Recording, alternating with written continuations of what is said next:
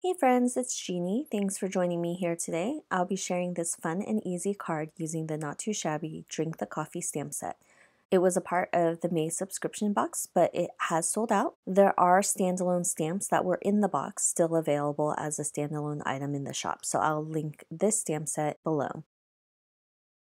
As you can see, I already stamped out my first sentiment using Ink on 3's Blackout Ink, and I took a T-ruler and a pencil to draw a rectangle around the sentiment.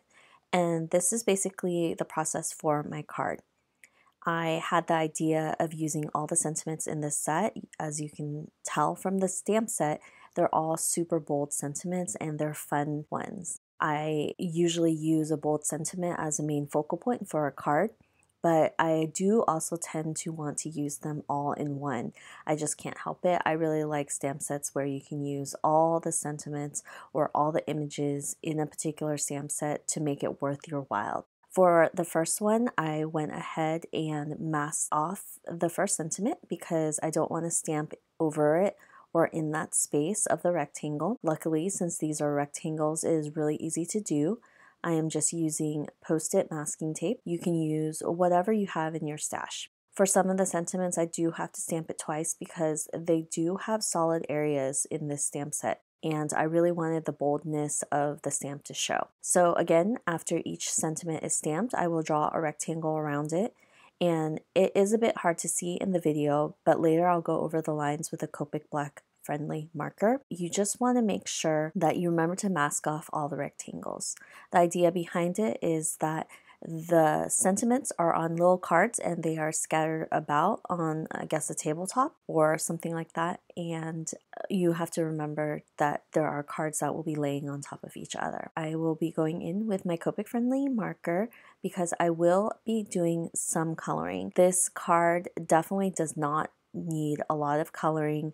I did a very simple, quick, sped up coloring for it. I only used 6 Copic markers, which is pretty small for me. Usually I end up with a whole pile of Copics on my desk, but I only use 6 for this particular card. You just want to be careful that you don't overlap the lines where they shouldn't be, so it stays consistent with the business card kind of look. But these are sentiment cards, and I know that a lot of people do ATC cards, artist trading cards, so I think that it's a similar idea.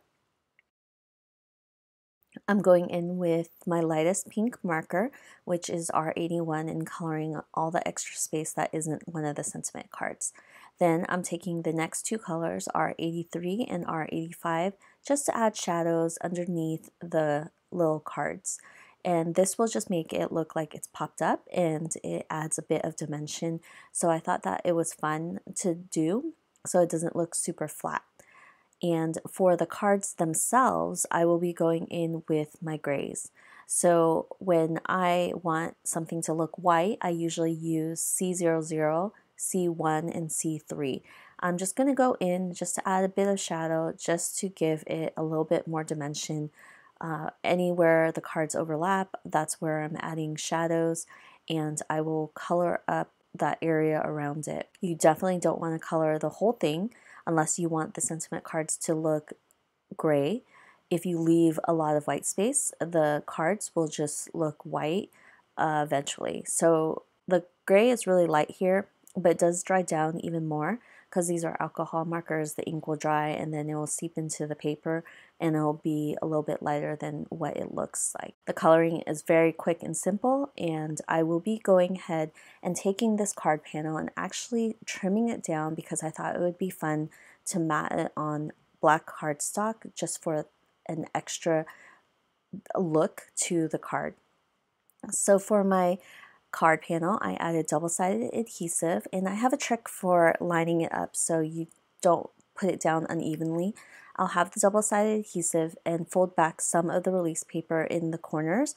I'll lay it on top of my black cardstock, and once I'm happy with the placement, I'll push down on the corners. Since the double-sided adhesive is exposed, it'll stick, and you can just remove the release paper from underneath, and your card panel will be lined up perfectly. But that's it. Today's card was super simple and a really fun way to use these bold sentiments in the stamp set, so I hope you enjoyed it. This was a really fun one for me, and I just love how it looked. You can add embellishments and add images if you wanted it, but I just wanted to leave it alone, and I thought it was perfect. I'll see you guys next time with another video. Bye!